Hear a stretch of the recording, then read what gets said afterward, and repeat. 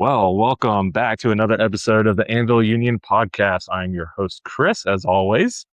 With me today, joining me once again is my wife, Gabby. Welcome back. I'm here. And then we've got Freya running around in the background, sniffing for dropped food or something. Any snoring that you hear will in fact be her, and it's just her breathing. We haven't quite found the right doggy CPAP for her. Yeah. Which is just a joke. We don't really care if she has a CPAP or not. No, big girl just can't breathe, right? The dog, not me. Yeah. Not me either. So we got a cool episode again today. Gabby's back with some more history for us. Yeah. So we're going to dive into that for, a little bit. And she's got some interesting historical tidbits for us, which I'm really excited about. And before we get too far, let's just cover again where we're at with the brewery. So the brewery is coming along. We're not breaking ground or anything yet, guys. We're basically, still filling out paperwork, getting approvals from different entities, and that's a process. Even if you're not in the alcohol manufacturing business, building a brick and mortar business is not an overnight thing. There's bureaucracy. It's all bureaucracy. And there's a reason for all that stuff, but you can't help but be a little impatient anyways. So that's where we're at. We have a few different applications and permits that are just sitting in limbo right now, waiting for approvals. We're talking with with some folks to see what it will take in order to start getting an outdoor space going while we're waiting on that. So what else? Recently, I made a few dog treats, speaking of dogs, using some spent grains from my Oktoberfest brew day. And that was kind of a hit. Yeah. Especially with our dog, she loves them. I tasted them. Third people approved. It was fine. I needed to. I did not ask her to do that, just so you know. He didn't know until just now. But I went to go feed the dog the first one. And I was like, I gotta give it a go. I know what was in it. And they were, they'd be good for camping and emergency situations for people. I feel like they'd last a good bit. Maybe I prefer beef jerky. Yeah. Maybe not something I would reach for like as a nighttime treat, but if you have, I think anybody who's had a dog and a baby at the same time have had the issue of like the baby not leaving the dog food alone. Like we struggled with that big time of like, stop eating the dog food. Like you won't even eat your own food. Don't eat the dog food. So these would be an acceptable replacement that you can give the baby. Wean the baby off the dog food, right, with the spit cream dog treats. Yeah. Right? So just so everyone knows what we're talking about. This is not like beer. Like this is byproduct. It is no alcohol, no hops. It's basically just grains that were used for seeping. Basically, like during the brewing process, we take these grains and extract the sugars out of them. And this is what's left over from that process. Right. There's no fermentation or anything that happens. So the dogs, it's safe for dogs, and I guess and babies. And I'm not going to say that. She can say that. It's eggs, peanut butter, and grain. Like it's just a very tough cookie. Very tough cookie. Yeah. But I took some to the gym and heard some other folks gave some to their dogs, and they liked it too. Yeah. So maybe that's a thing. Maybe we'll keep making them.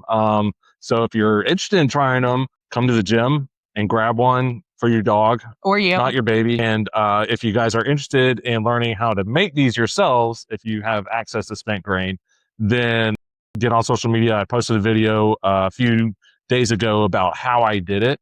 It's very simple recipe. Anyone really who has access to that kind of stuff can do it. But I thought it was a cool little side project. Yeah, it was something different for sure. Yeah, I'm definitely going to do it some more in the future because it was such a big hit. And then we don't really have much in the way of events coming up right now. We're all basically doing a lot of behind the scenes stuff. In way of events, we don't really have a lot coming up here, like up. Yeah, we don't have a lot coming up or down, up, down, sideways. No, you definitely need to start that over. No, this is staying in. So we will eventually start meeting up with whoever's interested in the project and having events and things like that. So do stay tuned for that kind of stuff. But right now, we just don't have much planned for it. By the time that you see this, we might. So when you do see this and you're interested, go over to our socials, and our socials will keep you in the loop as far as what is going Yeah. on. So that's a good way to do that. We are on TikTok, Facebook, Instagram, YouTube. The things. Yeah, all the things. And come fall, then we'll really start to get into things as far as events go, which kind of lends into what we're talking about today. I mean, everybody loves a good fall festival, right? And it's blowing my mind at all of the Halloween stuff that's in the store right now. Like, it's not even been since August. Like, Right. come July, even July 4th stuff, they had a section of July 4th stuff next to all of the Halloween stuff. And I really wanted to save all of this for Halloween, but I just really like this story. Me too. I really wanted to talk about it. Yeah. It truly fascinates me. But anyway, so yeah, hopefully we're expecting there to be a lot of events during the fall and just the whole fall festival thing and everything. So Oktoberfest. yeah. is Yeah, coming up. definitely. Yeah. So yeah, that's next month. Yeah, maybe by the time you reach out to this, we'll have a meetup in Helen, Georgia, or something like that for that kind of stuff. That would be neat. And then maybe next year in 2027, we'll have an Oktoberfest at the brewery. Yeah. Yeah. Also, between then and now is my birthday. So if anybody wants to say happy birthday in the comments, that's fine. Birthday, Gab. August 30th, in case you were wondering. She's Anyway. going to be 25 years old. Yep, I am. Barely old enough to drink around here. So anyway, so the first time I at least heard about any of this, we were in Asheville. Well, with the beer club, we were in Asheville with the beer club, going and doing all the tours. And if you haven't been to Asheville, or surely you know that Asheville is just like the place to go for brewery tours and different craft brew, anything and everything you could possibly want. And so check that out if you haven't. But we were at a place that unfortunately is not there anymore. COVID kind of got to it. I think it was COVID, right? No, I think it closed down after they had the big tornado. That's right. Right. Yeah. But it was such a cool place. It was terrifying at first because it was like down the street. It was called Curse's Keem. Yep. And man, they had amazing beer. The whole ambiance of the place was just so cool, but creepy in like a classy way. I don't even know how to like explain this ambiance that this place has set, but it was so neat. But you'd have to like go down this road, and there was one of those like pool gates that you would see like in front of a laboratory or something that was like, do not enter. Yeah. And you in fact did enter and walk down into this brewery. And they had these like, he had a giant like copper cauldron in the middle, and he brewed in it every once in a while. Like he would brew in the cauldron like over a fire, I guess. I don't know how he heated that up. I never thought about that part. Yeah. But this dude was absolutely brilliant. Like he was freaking brilliant. And they had, anyway, it was such a cool brewery. And it was late at night. We were the only ones in there really. And he was just so cool to talk to and so much fun to talk to because he was so knowledgeable about literally anything you wanted to talk to about. Yeah. And I had kind of gotten into the end of this conversation. I was talking to someone else and then kind of walked over and was listening to him tell this like history. Yeah, the guy that was the brewer there was there late at night when we were there. Yes. And he was telling us about some cool stuff. Right. So all the guys were kind of listening to him talk, and I don't know where I went. There's no telling. Anyway, I got into the end of this conversation, and he is talking about witches. And I'm like, okay, that's random. And he starts talking about like how much like our idea and our like mythology of witches came from beer, and we don't really realize it. And I don't know, this completely intrigued me. Poor guy. I made him start over and like tell the whole thing again, and he did without breaking a sweat. Like, God bless him for handling me. But I'm sure a lot of beer was involved in the willingness to it was talk. I was sitting there with my like grapefruit sparkling water, and like, this poor man, like I didn't even purchase anything here. Like, just tell me these stories. But anyway, so he starts going on and telling us about like all the different, or telling me again, all of the different, just, I don't know what the right word would be, but like the things that we associate with like witches, like our classic thought of, like cartoon witches or just, our broomstick type of witches has originated from beer and the selling of beer, the making of beer, like the whole 9 yards. So since this time, I have done more research, and a lot of this stuff is just myth. Like it's not really where a lot of these things have come from. But I'm going to tell you anyway because it's a cool story, and I really did want to save it for fall. But again, I'm going to tell you there's some stuff that is accurate though. Yeah. Probably one of those things where like a lot of the things that we associate with witches didn't come from just one person or one instance. It was sort of like an evolving image.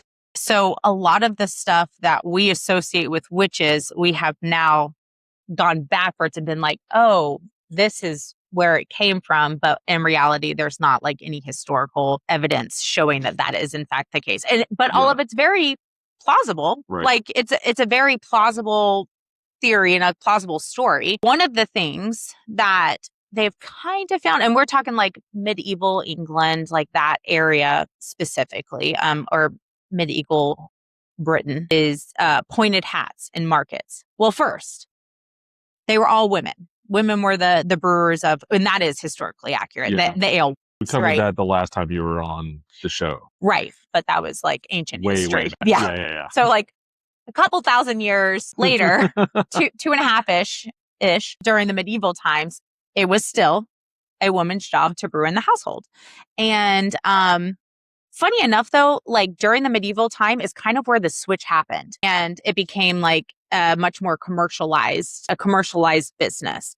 And you would have like your main brewer and they're the pub owners, and like that's kind of where like our publican houses came from and stuff, is kind of towards the end of medieval times, closer to like 13th, 14th hundreds. So once it became like a job, then it was like up to the men to pick it up and stuff. You got it. You got it. So once it was outside of the house, and this wasn't like a household chore or like a household consumption or, I'm feeding my family, then that's whenever it went from a woman's job to a man's job. Because the men have to make the money back then, right? That was like pre, And it was rights and all that stuff. Yeah. Well, and so kind of along those same lines, like you still had women at home making beer at this time. Like it wasn't just like the switch of a flip of the switch. There we go. That you're transitioning from these alewives, these women at home who make the beer, to, now we've opened this commercialization of beer and now only men do it. So some women were still doing it, like people who couldn't necessarily afford to go out and like buy beer, they still made it at home. It became a very like, not a demoralized job, but it was like the women who made the beer were considered very like unethical and immoral, like very sexualized, and it was a very demeaning thing. And so then it was already usually people who couldn't afford beer who would go out to buy beer. I'm sorry, who would make their beer because they couldn't go out to buy the beer. So then it became like even more of a, this woman is impoverished and therefore probably selling herself. And so it just became a whole thing. Yeah. So all of that part is accurate and true as far as like historical findings go. And that's all well and seen. So kind of switching to the more like plausible, we don't know, could be, maybe not. And this one is seen like in a book here or there, but only like one or two. So it's kind of like, I don't really know if this is accurate or not, because it has to do with like markets, and there's all of England was a big market. You went to market, you sold your wares, and that was that. And so it said that the pointed hats, the pointed black hats that witches would wear, was specifically so that people could find them in crowds. And they were taller because it was women, right? So they were taller than the men, and people could find them over men's heads, because most of the other people were men selling things that were made at home or whatever. And that's kind of a half and half, not necessarily like all men were selling things, but so this would distinguish them though from, we make beer, I'm tall, you can see me, like come find me, and then you can keep shopping while you're drinking or whatever. Pretty smart. Yeah. So again, found in like a book or two, but it's definitely something that historians think that we have taken and connected back, not necessarily we have actual proof of this historical fact. It's like a Google Maps, like a registered business. It's like you get on there and you search brewery, and then it's like, here we are. I don't know. That's a big jump, maybe, but like that's what I think. Sure. That's what I think. It's like, you're registered. People know what to look for. Like, Well, so again, according to said myth, like only alewives wore these hats. So you knew if they were wearing these hats, then they were an alewife. And so that kind of goes into something else of the use of herbs. So, we think of witches, and they brew their cauldron, they brew their cauldron? No, they brew their potion in a cauldron, which a cauldron's a whole nother thing. And that is accurate too. But they would add all these herbs to like give it different flavors and everything. And then these same alewives, again, this is maybe plausible, but not necessarily proven, that all these herbs kind of turned more medicinal, right? And so these turned into potions, medicinal potions from the use of herbs. But in reality, it was just them using the herbs to get different flavors and stuff in the beer. Okay. Yeah. I wonder how that switch was made from like getting different flavors to like, here's your gout beer or your love beer, or are you not trying to make a protein beer? Like, it might not be herbs, but well, that was going to be a cool little secret that I was going to reveal. No, I'm just kidding. We can cut that out. There's science going on in here. Secrets aren't my thing. Yeah, no. So the herbs were used as a additive to create different flavors and put in the cauldron, which the cauldron all is in fact historical. It was all brewed in cauldrons, right? So a whole another side to this, and it's very, we'll take it for a grain of salt because I feel like it's a far-fetched reach, is the black cats. Like, how can black cats be related? Well, like, where can we fit them in? But the story behind it is grain, which is used for beer, generally, usually attracts mice and rats. And what do you need in order to get rid of mice and rats? But a good old black cat. And black one, yeah. I don't know where that like distinction came from, that which is only have black cats, but except for Hermione. Crookshanks wasn't black. But anyway, so that one to me seems pretty far-fetched, and there is literally zero historical backing to that whatsoever. It's supposed to be just like passed down through our stories. Okay. But again, I'm unsure of that one. Yeah. But I think my favorite one, because it's like it's so plausible that you're like, this seems accurate. This seems like it could be a real thing, is the witch's broom. So it was used for multiple things in said tales. And the primary one, which I just find beyond fascinating, and I think it's because it pulls science in here a little bit, is that the broom was used, and obviously we're not talking about like a hay broom, like it's a wooden broom that has like sticks at the bottom, right? Like when you're thinking like cartoon witch here, like the sticks that's wrapped with like twine around the bottom. So it specifically has to be this for a reason. So that was used to stir the cauldron and stir the beer and everything like through the wort stage and fermentation. And I'm sure I'm not saying all of this right, but through all of that. And until you have a finished product. Okay.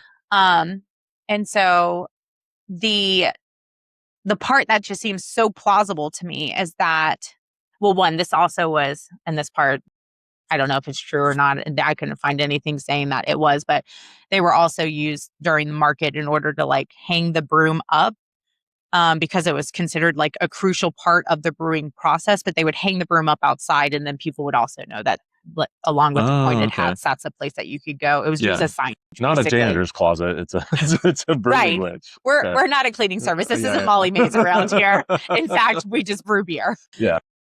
But anyway, so the part that I do think is quite plausible and really cool is that this was used for every single batch that was made.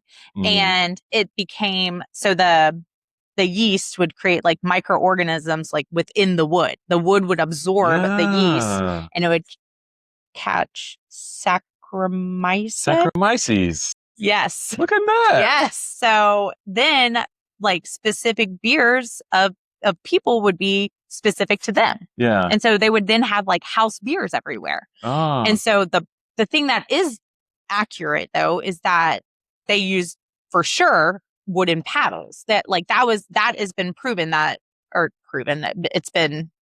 you can find it everywhere that wooden paddles were used. I mean, even you can go to monasteries now and they still have like the original paddles that they use and stuff. So this is like everybody is 100% that is historically accurate. And that obviously they had no idea that this was happening. Like they weren't like, oh, like I'd have to keep using wood. Yeah. And it was specific, like it had to be wood, which is why I was saying it can't be the grate or the straw brooms. It had to be the wooden ones that these people were using wood. And it was just like, hey, my beer tastes good and I use this every time and it tastes good every time. Like this is my secret magic weapon. Yeah. And in fact, it was just the yeast growing like all the different things inside the wood grain. Yeah. Sure. They didn't have microscopes or anything back then. They didn't realize they might have been starting to get an idea of what microorganisms they weren't. But like they weren't. I mean, the Black Plague hadn't hit yet. That was like the first. That was before. Okay. That was No, it was after. The Black Plague was after, and that was the first like, oh, this could be a thing. Yeah. So I mean, that's impressive. I mean, it makes sense, linkages between your grandma does the same thing. I've used the same flour from the same jar and that cake has always turned out good. Yeah. But in reality, it just has to do with the 12 sticks of butter that she puts in and it has nothing to do with the flour. But they were onto something though. They did figure out that wooden paddle or the wooden broom that they used to stir throughout the entire process did in fact help make their beer and make house beers. And then therefore, that's whenever you start getting like, oh, I love Agatha's beer over here, but I don't really love Stacy's down the street. Hers is a little too funky tasting for me. So we have covered the witch's hat, the broom, the cauldron, the things that you put in it. Ingredients? Herbs. Yeah. And the cats. Okay. So I know there's another name for a witch that people use that also has a relation to. I'm going to say that next. Okay, go for it. Okay. Go for it. You know it. Bruja is the Spanish word for witch, which in fact has the word brew, because it is a romantic language and a romantic word, which actually the English language is not a romantic language. You can ask Matt King about it. We listened to a very long podcast that was over 100 episodes long. All right. Yep. We'll do another series on that one day. Yeah, maybe. It was a long road trip. No, but yeah. You got another one? Am I forgetting something? I don't know. I'm just trying to go over like witches things like that symbolize witches, like warts. I was just going to say that I don't know anything. I don't know, but I was just thinking like maybe witches' warts have to do with the wort of the brew. What were you thinking? I don't know. Nothing. I'm just trying to come up with stuff. Oh, yeah. Well, I'm pretty sure that's what we call unfermented beer is wort. Yeah. Yeah. Give me another one. Maybe I'll come up with something else. Let's see. What about like capes? I was going to say wearing black. I don't know. Yeah. I got nothing on that one. I don't know either. Being green. I'm pretty sure that's just alfaba.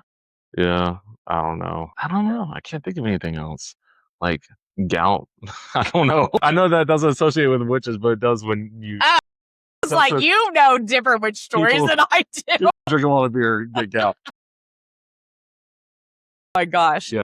I don't know, but that's so interesting that there's so much overlap into those two worlds. Yeah. That I know for sure a lot of people don't think of. A lot of people who are really into beer or history or brewing probably know, but I find it fascinating. Yeah, I was super fascinated with it too. Yeah. So another connection that I started to make, and then I got sidetracked, surprise, was that just with the whole, once it became commercialized for men to do it, well, it was a commercialized industry and men started to do it, and women who were still doing it were considered unethical and immoral. That's whenever the persecution of the witch came around. It was around that same time, which they think could be related to all of that in general. That's where the initial persecution came from. Wasn't necessarily for being a witch. Yeah. It was for being immoral. Yeah. But being able to show that you're a witch was, I guess, easier. I don't know. I would think being able to show that you're moral was easier, but who knows? Who knows? I don't know. Maybe people just came up with, I don't know. People came up with things that they've done wrong in order to get them to stop competing or to keep their mouth shut from being promiscuous, like you were saying earlier. I don't know. Like, it's all, I mean, I'm sure it was a case by case, region by region thing. But I mean, overall, I think the whole world had their own idea of what definitely the witches. Right. Yeah. And just in persecution in general. I mean, and along the same lines of like the herbs and them becoming like medicinal women and stuff. Yeah. They were persecuted for that, for being like doctors, but they weren't doctors. They were witches. Yeah. Making these brews. And here we are, however many years later, using a lot of the same old wives' tales, right? Like the whole alewives' tales, right? Yeah, put a half of an onion next to a sick person, it'll pull out all the bacteria in there. And fun fact, that in fact is accurate. And that's in all kinds of old medicinal, I mean, from before the medieval time. No kidding. Yeah. I mean, I think that there was something there. It's not Egypt. It was like Israel or something. Well, I think if my son has an infection, I'm going to go get him some antibiotics instead of an onion. But I mean, you do whatever you need to do. I'm sticking potatoes on his feet first, and then we'll see. That's supposed to do the same thing. Yeah. Gross. Yeah. He won't do potatoes anyway. No. He ate a French fry today. He doesn't like mashed potatoes. Ate a French fry today. Yeah. And tell him what he said. Oh, what did he say? He said, it turned into mashed potatoes and I can't eat it anymore. Yeah. Which, of course, the French fry turned into mashed potatoes when you chewed it up. On it does. Yeah, it has a tendency to do that. Yeah. Not his first French fry either. We're in like French fry 2,000,004. Right. And he's now decided that French fries turned into mashed potatoes and he doesn't like them. I guess you just got to fry the potato out of it. Right. We were at Wendy's and not McDonald's is what it was. Yeah, exactly. Golly. Yeah. But anyway, so that's my witch's tale. If anybody has anything else though that I have missed, please, even if you're not sure about it, please put it in the comments below because I would love to find out and I would love to research it. Yeah. Same. I love the history behind brewing because like we've covered on the show before, brewing is a thousands of years old process. And when something has been around for so long, you're going to have a lot of history. Yeah. I think of how many other things are such a staple in human history. Yeah. I mean, obviously eating and stuff is, but like truly a staple. Religion, war, like all big things. Religion, war, drinking beer, all huge staples in human history. Yeah. But I still find it. I find it completely fascinating, and can't wait to hear more. Yeah. Be back on the show and give us some more insight into a different area, maybe. I'm sitting here thinking, and I can see like a Viking helmet on the bookcase in front of me, and I'm like, maybe I'll go research the Vikings and start learning their history. Yeah. Unless anybody else has a different path that I should go down, because that's really what this all starts with is me having a random idea and then researching it. This is not like prior knowledge. This is probably the only one that was kind of prior knowledge, but just from our Asheville. Just from being on that trip. Right. Yeah. A couple years ago. And look at you did some research and found Saccharomyces. Like sooner or later, you're actually going to be like a beer scientist. You're going to be probably not. Yeah, probably we keep doing this. You will be. Nope. Absolutely. So I'm going to have to come to you for brewing advice when I get stuck. You do anyway. That's true. I'm the one with the funny taste buds. She's got the good taste buds. Yeah. And I've got, I don't know. I have things that I'm good at too. You're great at brewing beer. I'm just good at being like, yes, this does in fact taste like what you were trying to brew, or like, holy shit, you are way off. Yeah. Yep. I'm going to fall back on you. So Gabby doesn't drink, but she will taste some. I will taste, She will taste some beer, especially when I'm trying to get a good handle on like what is going on with this beer. Am I misinterpreting something that's going on in this beer, or even like if I'm trying to get some new ideas, she's got good flavor profile ideas, especially for adjuncts. Yeah, his girl likes to eat. I like trying flavors. Extremely helpful. Yeah. We do like playing this fun game though, every here and there, which I highly suggest that you do it with your spouse, friend, whomever you'd want to play with. It does require 2 people at least though. So Chris will go get a flight out of wherever. I will not look at the menu. And then I get to taste the ones that he's picked out while looking at the menu sometimes. Sometimes I'll try at first not to, but usually I have to look at the menu to know what my options are because I still don't know what things are even called. But and then I have to figure out which of the 4 beers he's picked out to drink on his flight that came from the menu. And I'm usually pretty spot on. That's not to pat myself on the back here. Yeah. I'm awesome, but I am. usually can get them. Pretty close at least. Yeah, it is really fun though. Like, highly suggest this fun random game that we have made up. Yeah, it is. It is a lot of fun. Yeah, but closing thoughts. I don't have much of anything. Okay. Yeah, I'll have to come up with, maybe we'll do Frankenstein and beer next. I am unsure of any correlation that's there whatsoever, but I was really holding out for this going to be the like Halloween episode here. And I got overexcited. We could shoot it again if you want. Nah, it's done. This episode will be old by then. Right. Here we're talking about Oktoberfest. We actually like posted in October and Oktoberfest is already passed. It's fine. Yeah. Maybe, we can Jekyll and hide something, or surely there's another monster, Baba Yaga. I bet she was a heavy drinker. I'll go with vodka, not a beer, probably. Yeah. Right, she's Russian. Yeah, she's Russian. Potato beer? I don't know if that's the thing. It's okay. Yeah.